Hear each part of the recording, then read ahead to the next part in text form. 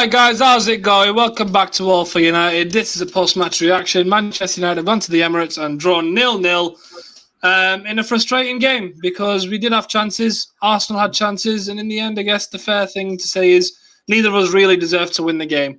And as Mark was saying before we went on air, the game in midweek feels a little bit more important now because of that result, because now you look at it as 1 point from 6 points. It's not great, is it? Frustrating, as I said. The lads will get into it as we go on.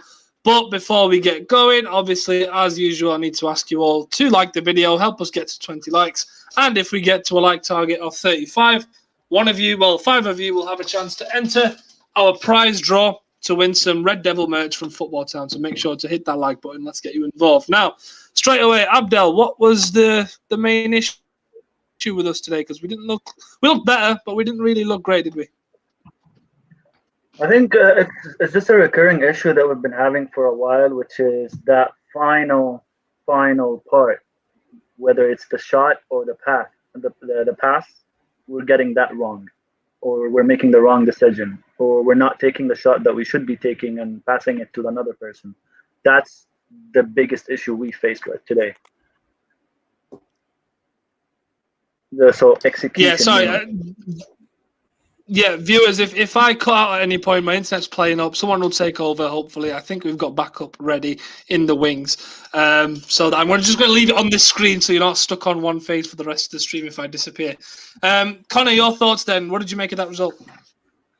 I was just saying before we came on air, I don't think I was surprised. We've been playing poor for a while, and I've been mentioning this after every game. Yes, we've been winning. It's been great that we've managed to get over the line, like good teams do when you're not playing very well. But we've been playing like this for quite a few weeks. But I actually think we've played worse than this and still won games, notably Burnley, and potentially parts of the Fulham game as well. We weren't awful today. We weren't brilliant by any. We were just average and very passive throughout the game. I thought we just let it drift. And we seem to do that a lot. I think we came out better the first 10 minutes or so. We came out the blocks firing, which you kind of would have expected after the Sheffield result. But the front three again, decision making. I thought Cavani was the best of the front three, but the decision making in the final third, I've been saying for a while, is going to cost us in tight games such as this, and it has done today. He's gone. Let me carry on. No, I agree with you. I think there's good points there. I feel Rashford, I think Barry said it in the comments. I think Rashford's decision making is poor, and I was saying before this that I feel like we couldn't really have any more than 20 minutes possession. Now, you can't blame Ollie for that. I do feel that the onus does need to be on the players a bit more. I felt like Aaron Wan-Bissaka actually started very positively. He had a difficult beginning to the second half. And dare I say it, I know we've obviously seen a lot more creativity since Bruno's come in, but I feel that we're still lacking a little bit there. I feel like the strikers were feeding off scraps a bit more. And Bruno obviously didn't have his best game today. And I feel that if he is absent, then all of our creativity goes out the window, and I feel that you can't really put the onus on the strikers. I feel that that if they were able to, you're only as good as the pass that you receive as a striker, okay? And if they get those opportunities, then they should be able to put it away a bit more. So that it was a real shame, and as I said before, and as Karthik alluded to at the beginning, if the midweek result was a massive disappointment, obviously, and we needed to win today, and I feel that getting a point definitely doesn't bode well at all. So it was a shame. Unfortunately, I'm not going to be able to control this, but Abdul, if you can go in next, I'd very much appreciate that. Yeah, the thing is, like I said before, when we were going on that run and when we were winning, and I was saying that it's all good and well. Let's enjoy it, and but we got to remember that this team is still a very unbalanced team. It was well that we're winning all these crappy games and we're at the top of the table, but our issues did not disappear. They're still there. We didn't suddenly become a title-winning team. Maybe the attitude was better, and this is what cost us in the Sheffield United game. I felt like oh, they're bottom of the table, we're just gonna brush these aside. We've won tougher games. That's the attitude they walked in with. And Yeah. because the structure we've seen from previous games, even if our game wasn't at its best in terms of finishing, execution, ideas, the structure itself, it felt like every player was doing whatever the hell they want. You know, like if you looked at the average positions, if you looked at the decision making, if you looked at places where player popped in, it's like, what the hell are they doing? Like, why is this player there? Why is that player there? Why is Martial not taking on people? Why is everything was just like nothing? That's the Sheffield United. Now this game, they returned back to the proper structure, the proper instructions. Everyone was doing their thing. Of course, not at their best, but I'm like, this is where it ticked the box in my head. I'm like, yeah, that game, last game, was an attitude issue. They really went in thinking that this is an easy game. We'll just brush them aside and then just, on to the next one kind of thing. You know? Yeah. The problems we faced, other than execution, Mark, you hit on it very well. We still lack creativity in the sense of, because Oli can't free Pogba and Bruno, because we don't have a proper DM, Pogba is only tasked with progression. So Pogba will go as far as the box, and then he won't engage anymore. He will stand there with Fred or whoever he's being paired with to scan. So if there's an opportunity for them to counter on us, he will intercept or delay it, or do something so that we don't concede a chance. And why is that happening? Because one thing, we don't have our two fullbacks, they're not attacking, both of them, and our two wingers are not actually wingers. They're inside forwards. So you have a decision between which ones should I use. Should I use 2 8s and make my 8s push up to create that 2-3-5 formation when attacking, or should I use my two fullbacks and make my two wingers / inside forwards, which is Martial and Rashford, or Greenwood and Rashford, depending on who you pick, as the inside forwards? But because you don't have natural wingers or natural inside forwards, all three of them are in between, and you don't have a full attacking fullbacks, you're kind of like stuck in the middle. And then you don't have a CDM, so you can't free Pogba to help Bruno. So everything falls on that number 10, to do everything. Yeah. And then because of all of this, we can't really attack symmetrically. What I mean by that is, you free both fullbacks, they all go up the pitch at the same time, and then you have that line of 5. Oli, what he does at the moment is he keeps one of them at the back. So for example, Wan-Bissaka usually, isn't it? Yeah, exactly. So if we're attacking from the left, let's say, Luke Shaw would bump forward until the very end, until the box, right? Yeah. But I don't want Bissaka would either be in the second line or back all the way with Maguire and Lindelof or Bailly, whoever it is. And the opposite is true. If we're attacking from the right, Luke Shaw won't go all the way. He will be either on the second line or at the very end of the line with Maguire or Lindelof. So this is the conundrum of this team. You know what I mean? I think this has been an improvement, hasn't it, recently with Rashford and Luke Shaw. I think that they have a much better understanding, and that's why you've been able to see Luke Shaw go forward. And I think this epitomises why we need a right winger, to be honest, because I feel that we'll get a lot more out of Aaron Wan-Bissaka. And I'm really pleased, Abdul, that you've agreed with my points about the creativity, because that just gives it a little bit more validation. So thank you.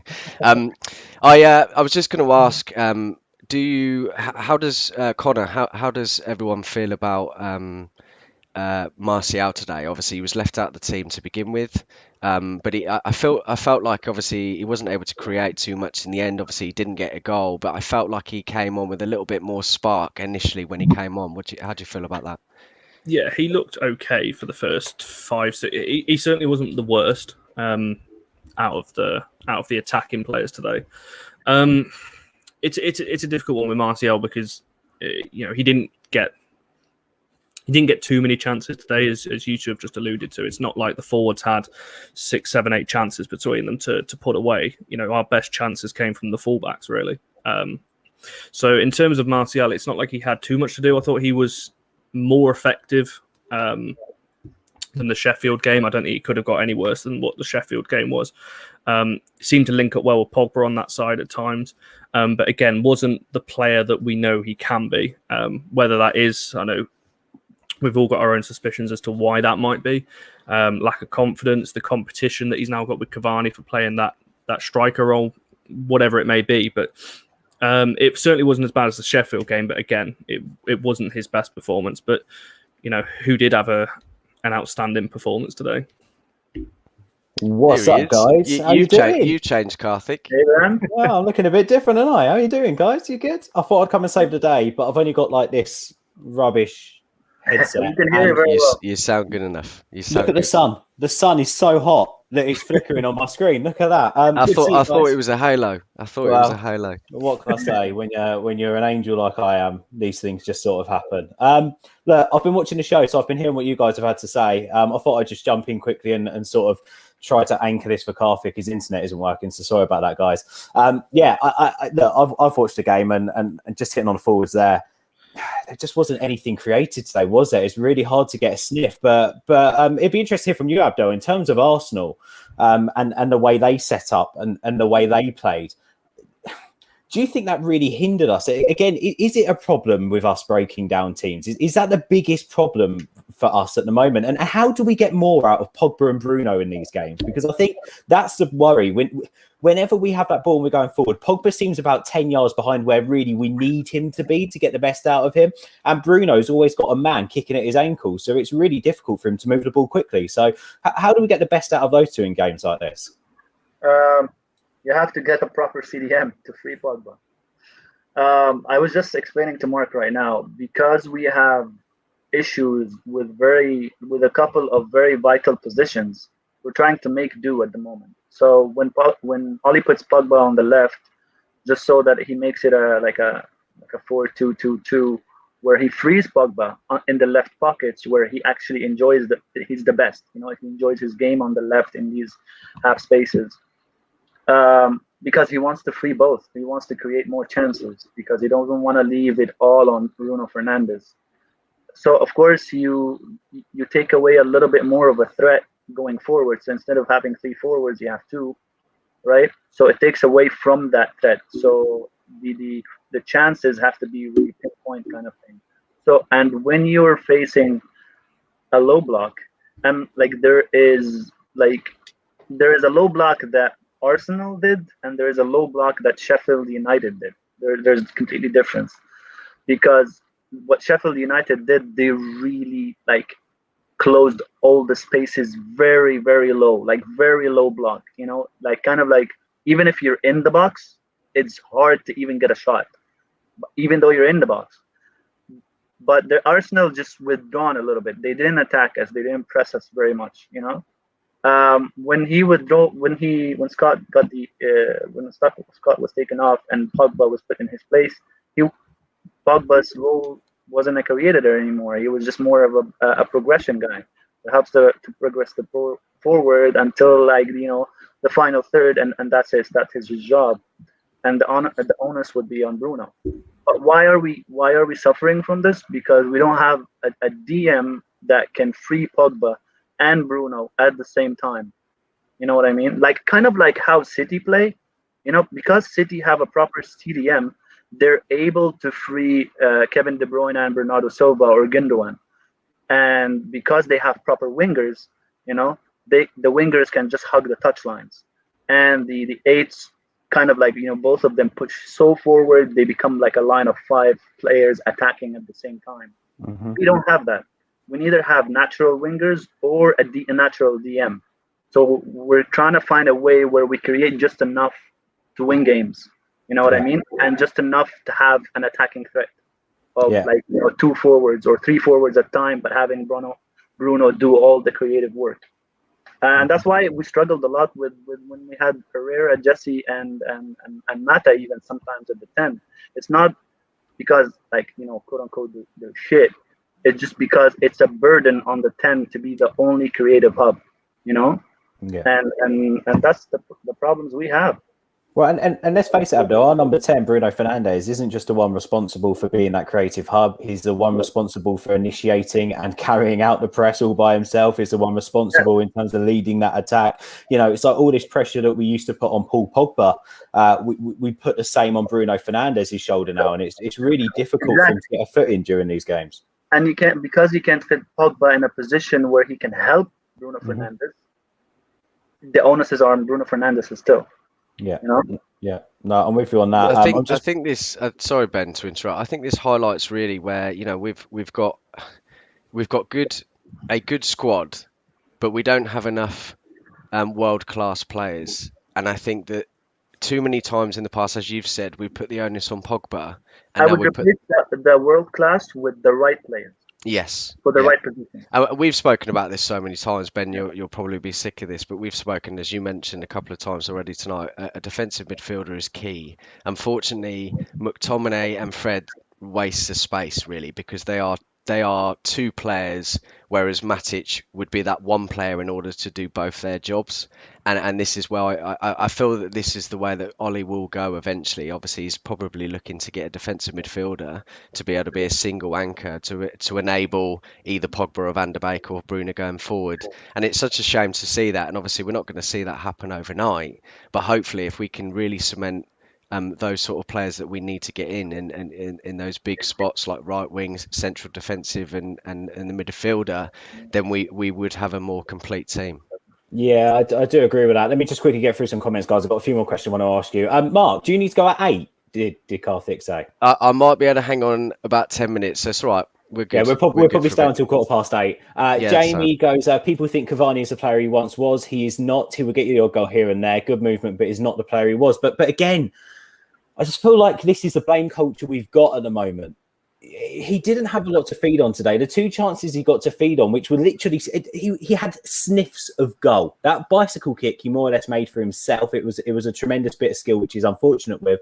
And maybe you say that cross that came in that I don't think the defender did get a touch. I do think it was Cavani. Happened at such pace. Like you either hit the back of the net with them or you don't. It's a gilt-edged chance, but you can't pin the blame on Cavani, so to speak, for that. When we're not. It's not like we're giving one-on-one situations. I actually think Cavani had a great game because the thing that Cavani did for us was not him on the ball. What he did for us was when he was off the ball. He did a lot more, which was create a lot of space for Bruno and Pogba when Pogba was at the left.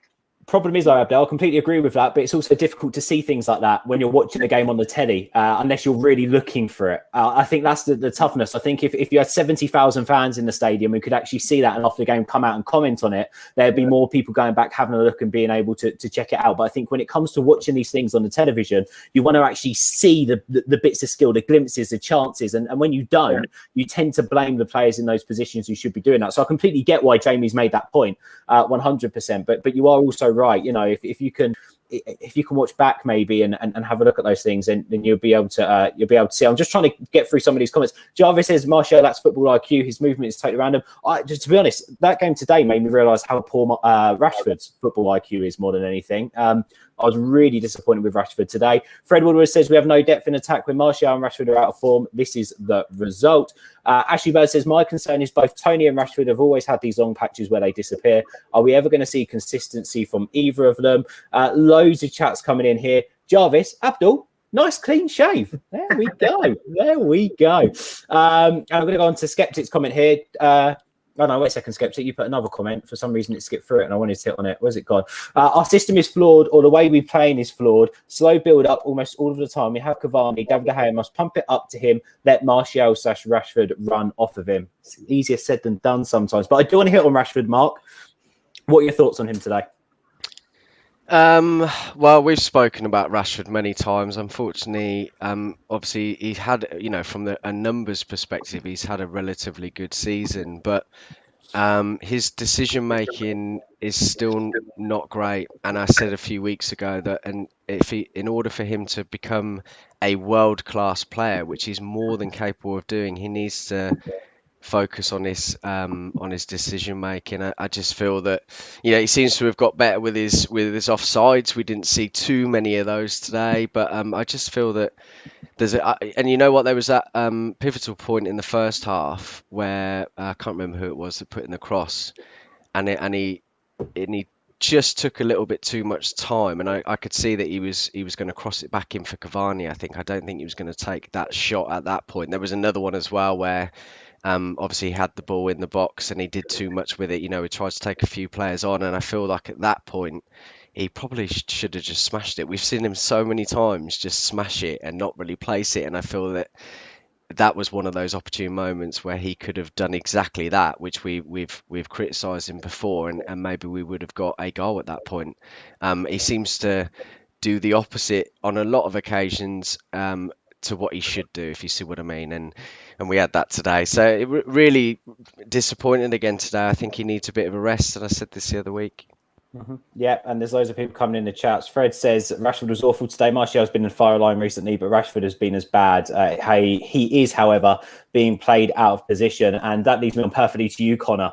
What have you made of Rashford from what you've seen of him out on that right-hand side? Because for me, I think the best part, or the best I saw of Rashford today, was when he combined with Luke Shaw out on the left. He managed to come in and beat 2 or 3 players. He then played an absolutely awful pass, but it shows the intent that he makes out on that left-hand side compared to him being on the right. What have you made of him on the right-hand side?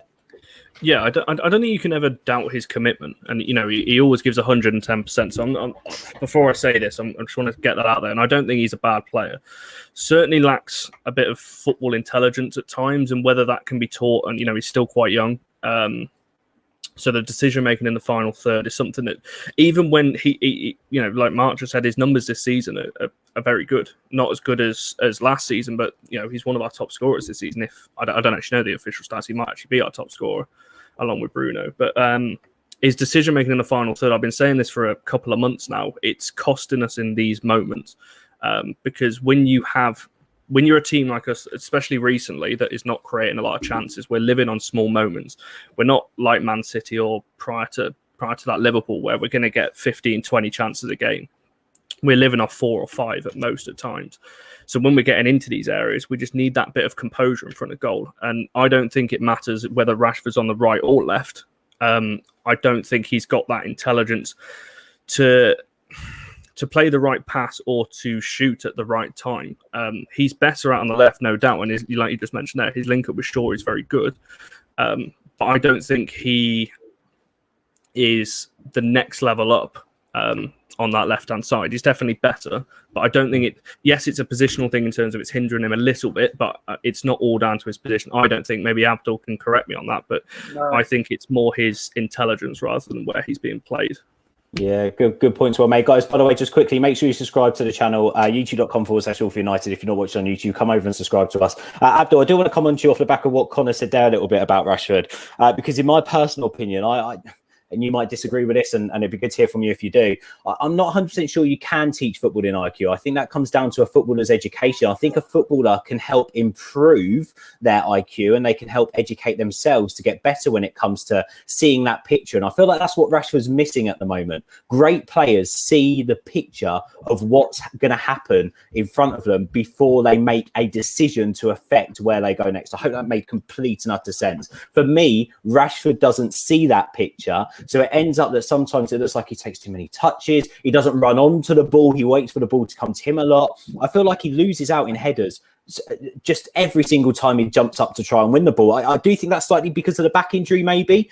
Or is that because he's misreading the ball? I don't know, because he misreads a lot as well in the final third. That I don't want to jump on his back too much, because I do think the talent and his ceiling is so high that there's so much potential with him still. But that is an area that he needs to significantly improve. So for you, can he be taught that?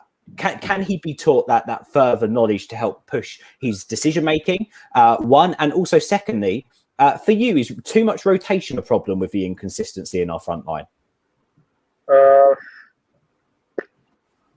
I think it plays a part. I'm not going to say it does not hinder them at all. No, I think it does play a part. If you're playing on the left one game, on the right one game, on a right half and a half, it does play on your mind a little bit, because you see a completely different picture when you're playing on the right as opposed to playing on the left, even if you've played there before.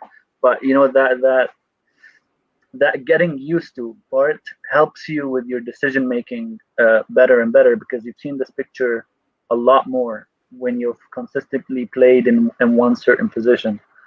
Uh, which oddly though, we all know that Rashford is better on the left, but oddly his output has been much better on the right than it was on the left, at least this season.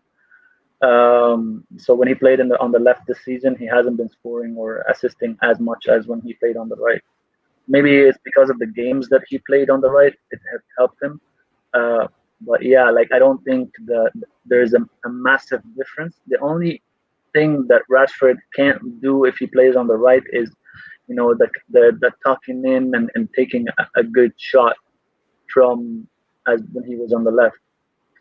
But he delivers these very very very good balls from the right, because I think that's what Oli uses him for on the right, other than to keep width, of course, and to try to distribute the play on both ends instead of just all of it going through the left.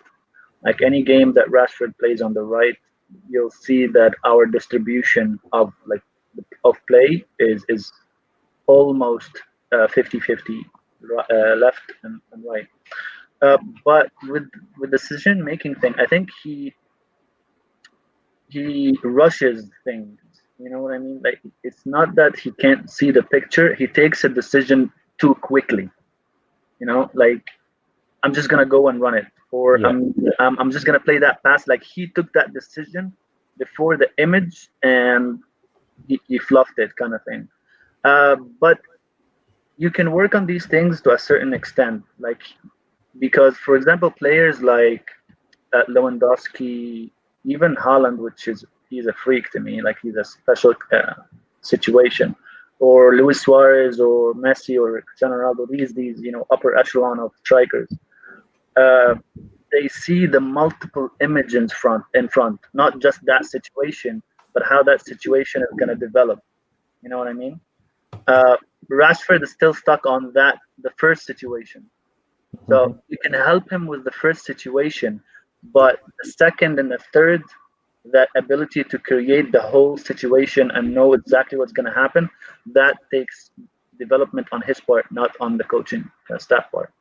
Yeah, I think that's points well made, because let's face it, when he gets in front of goal, 8 times out of 10 he scores. I want to move on from Rashford. There's some points coming in. Skeptic with Rashford, I think he didn't finish his learning phase yet, because he was snatched and thrown into the deep end, which kind of stunts his growth mentally. And also, Skeptic, let's face it, he went from being a centre forward in this Manchester United team to being a left winger, now being asked to play on the right wing, as we were talking about earlier on in rotation.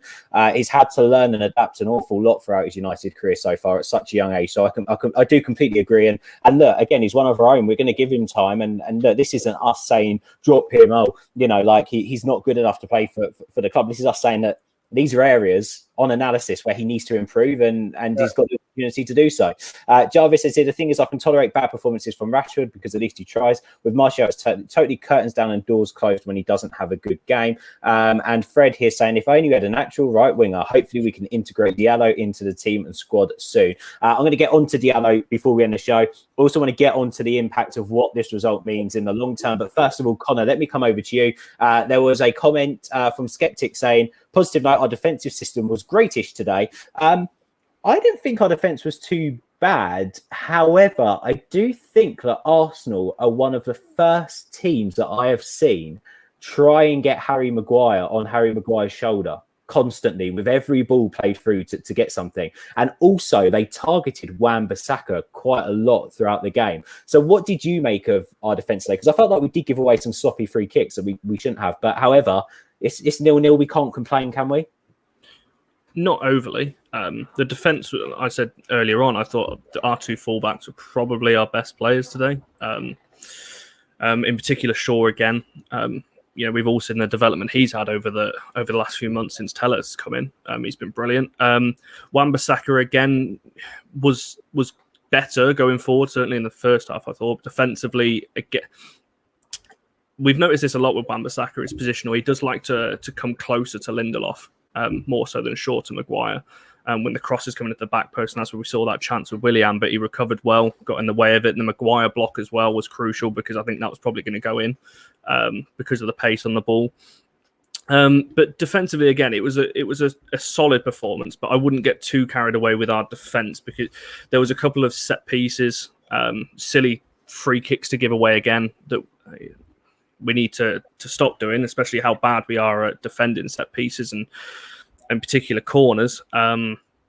So that was a bit of a worry. There was a couple of free headers that they had in the first half from corners as well that we still need to be wary of because we're conceding far too many goals from set pieces.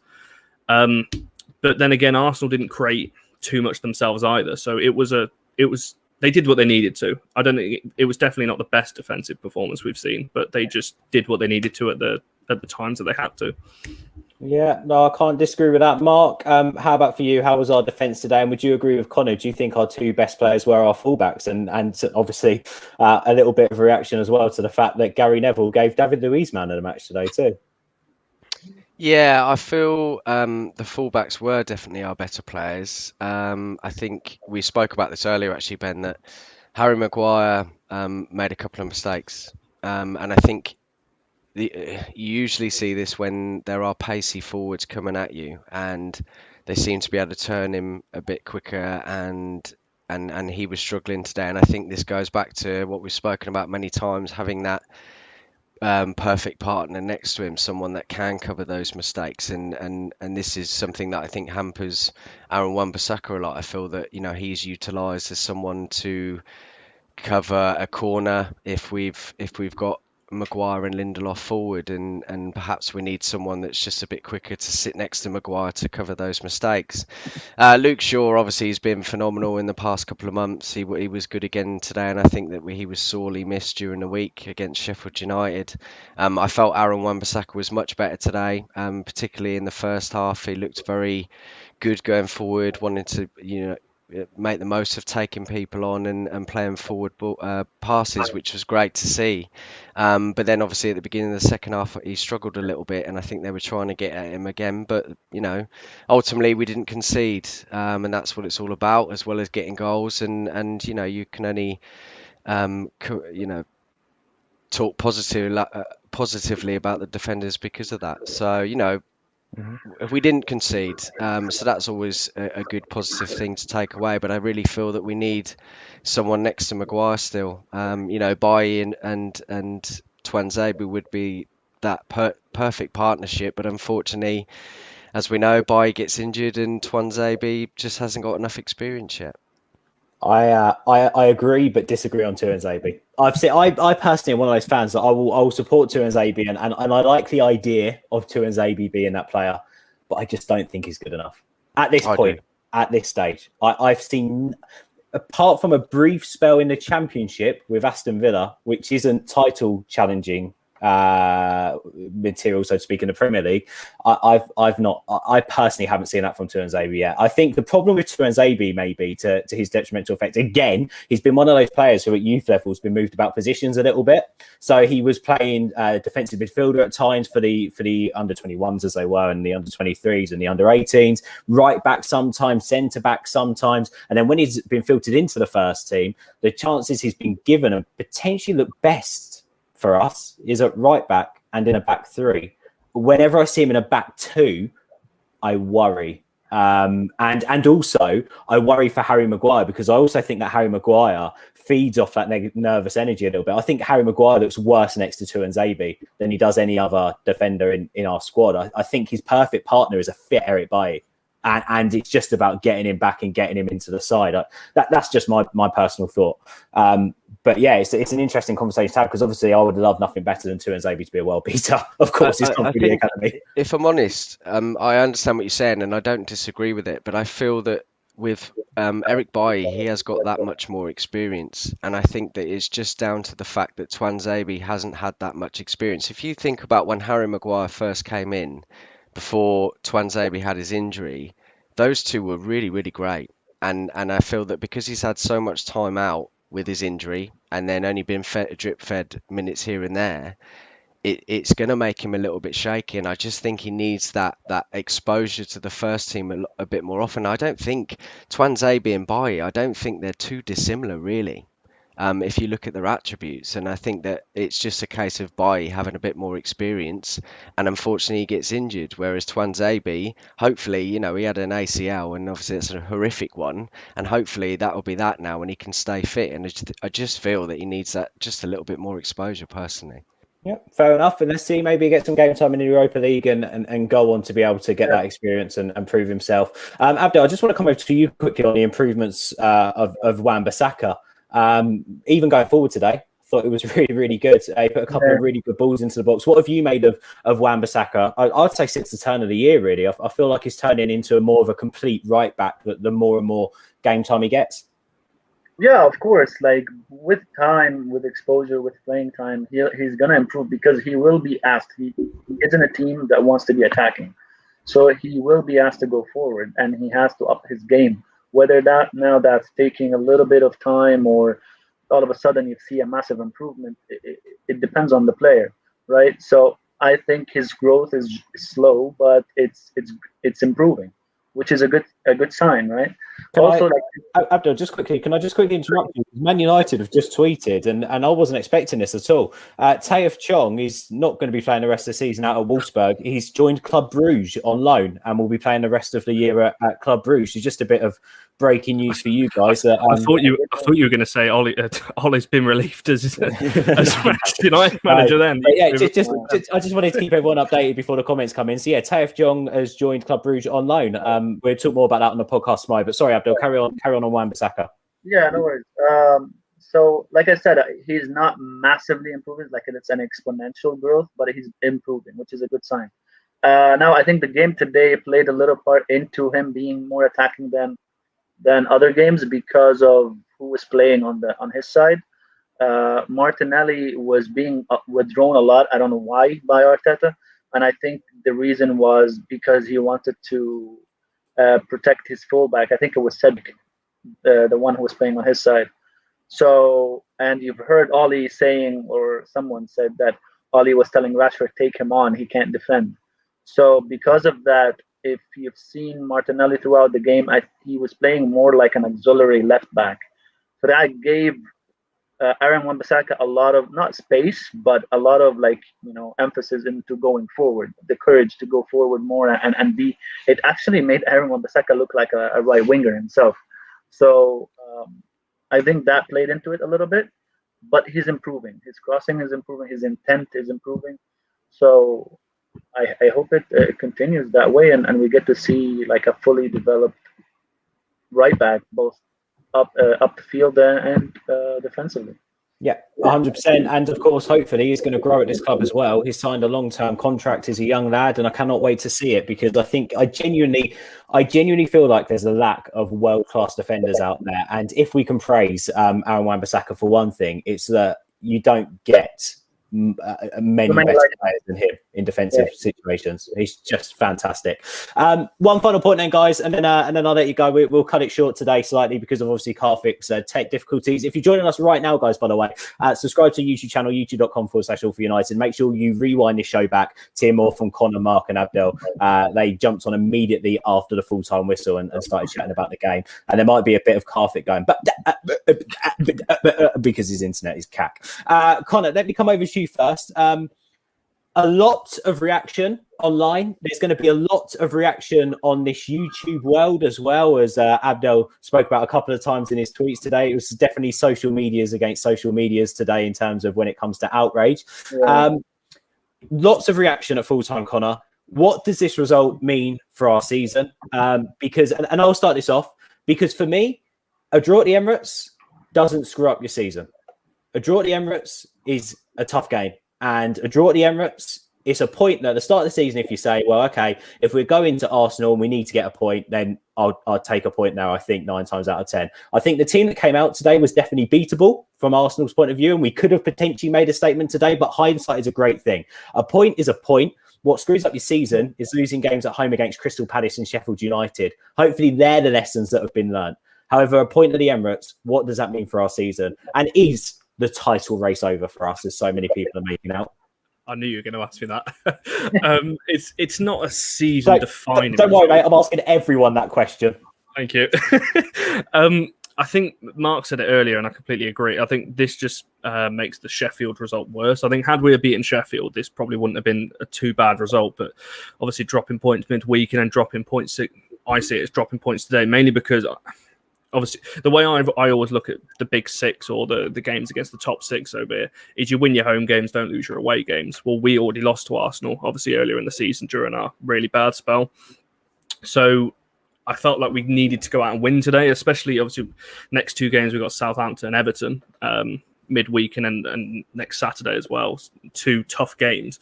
So we needed to come out of this. We had a good run of fixtures with Burnley, Fulham, Sheffield, and obviously Liverpool in the middle of that, and Sheffield and Arsenal.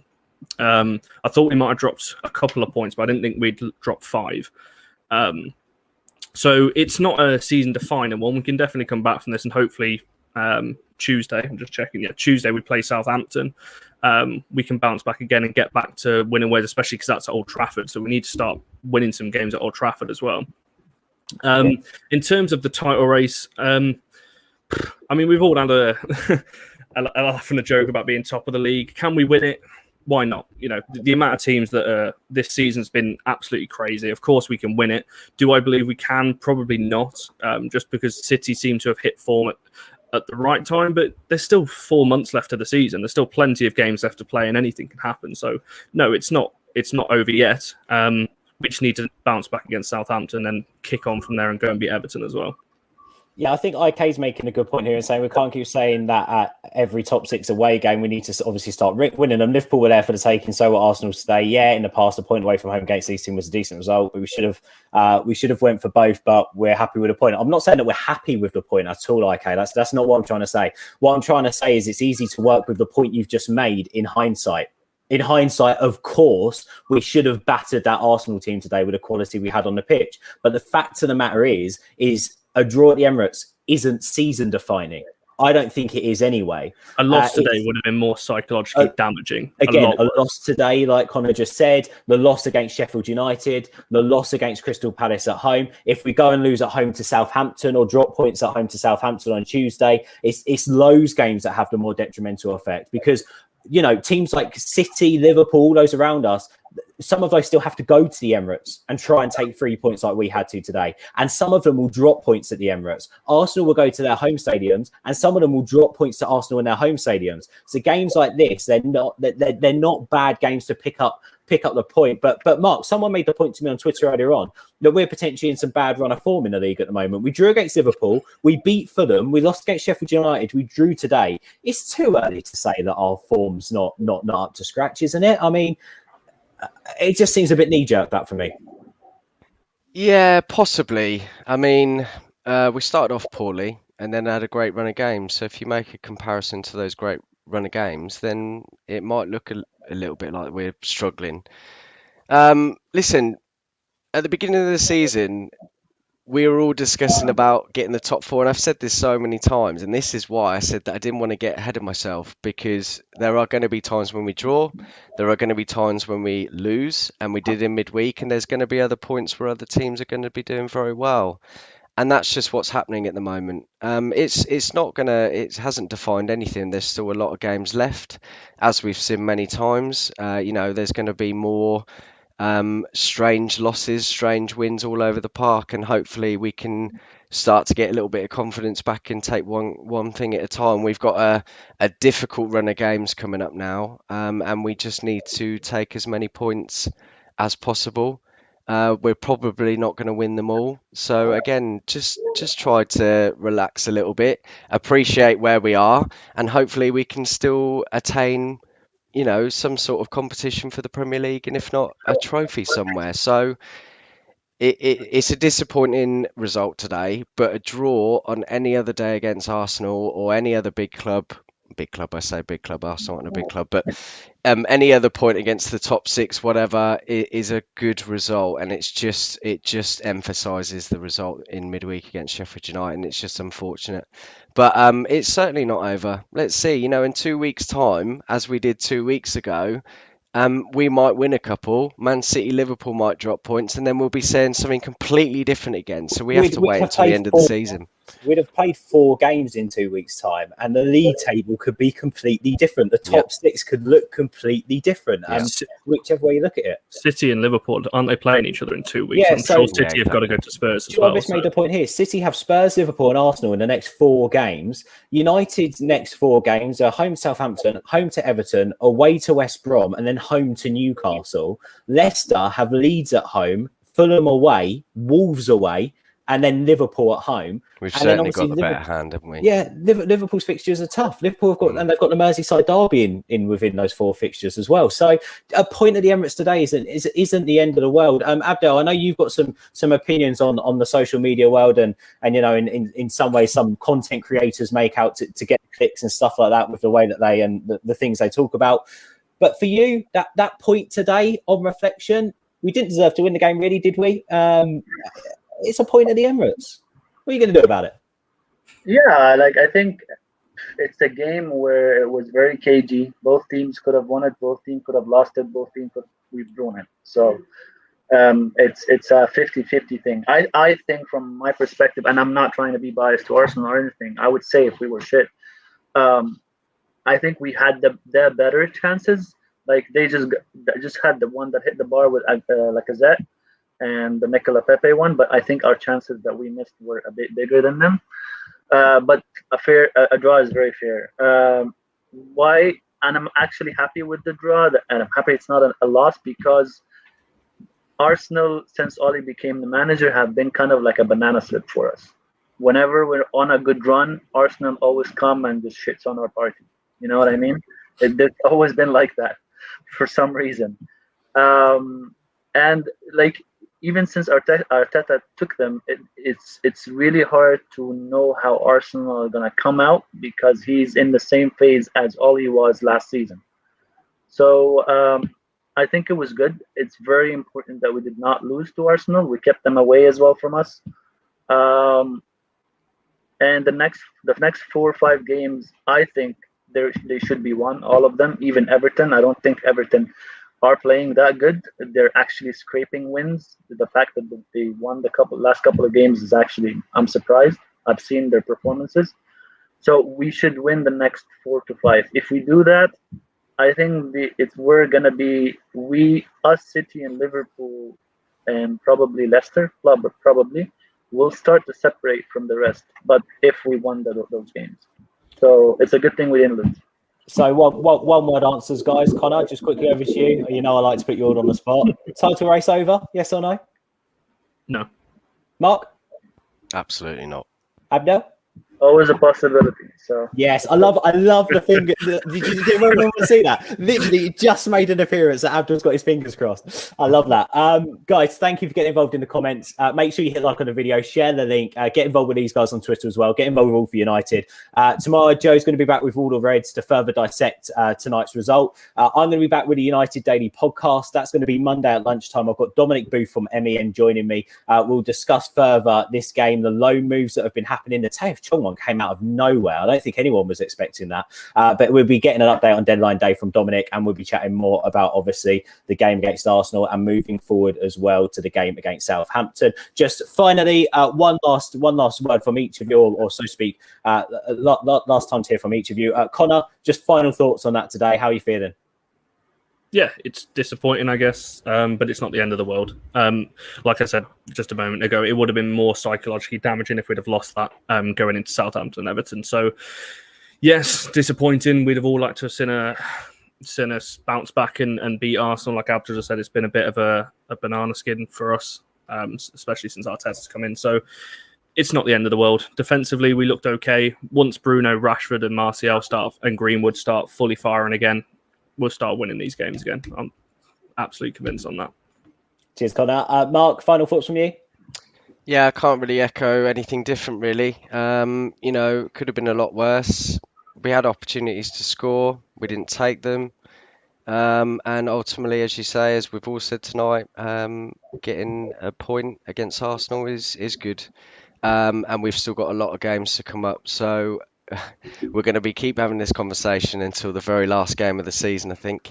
But disappointing not to win, but draw's not too bad. Abdel, final thoughts? yeah, I'm just gonna leave with one comment. that because we have quality players and names on the team sheet does not mean we should beat any team. The players have to fit in the right positions, because I've seen this comment a lot on the feed here. Just because you have Pogba, Bruno Fernandes, Rashford, Martial, blah, blah, blah, does not mean, oh, this team should obliterate everybody. They have to fit right. And at the moment, we're an unbalanced team, so they don't fit right. We're trying to get the best out of them in positions that are not comfortable for them. So keep the faith, and hopefully we do good in the league, probably. Hopefully. Thank you, Abdul. Yeah, no, good words. And thank you for joining us again. Jarvis here saying, great content, guys. I love this channel. Going in depth, make me believe in humanity again. And the chat is absolutely mint. Jarvis, you're a legend. Thank you. Skeptic must believe. Completely agree with that. Fred, I'm going to chat to Dominic, and I'm sure also the guys are more ready to talk about the allies. Subscribe, turn your notifications on. We do that in a different show, buddy. So, guys, you know, Karthik at the end of every show does like a wrap up, and he gets all animated and moves a lot and swears a lot. It's not really my style, but I will say one thing on today. And there's a lot of people talking, and there's a lot of reaction, and everyone's got their own personal opinion. But this message really is to people who are sat there and worried about City's form. They're Manchester City. We're Manchester United. I don't give a shit what City are doing. All I care about is watching my team go out there and give 100% every week and trying their very best to pick up that win. Whether the ball goes in off of David Luiz's arse or Luke Shaw's arse, or whether it's a wonder goal from Paul Pogba or Greenwood gets a one-on-one and we're all screaming about how he's the boy wonder, I don't care. 3 points are 3 points at the end of the day. A point is better than losing. I'm looking at this as a positive. We couldn't afford to lose today. We didn't. We move onwards and upwards. The title march is still on. I'm not going to say 21 is coming, but what I will say to you is that Karthik may say that on the next show. So do not miss that. Keep it all for United, and we move onwards and upwards. Guys, stay safe out there and take it easy. We'll speak to you in a bit.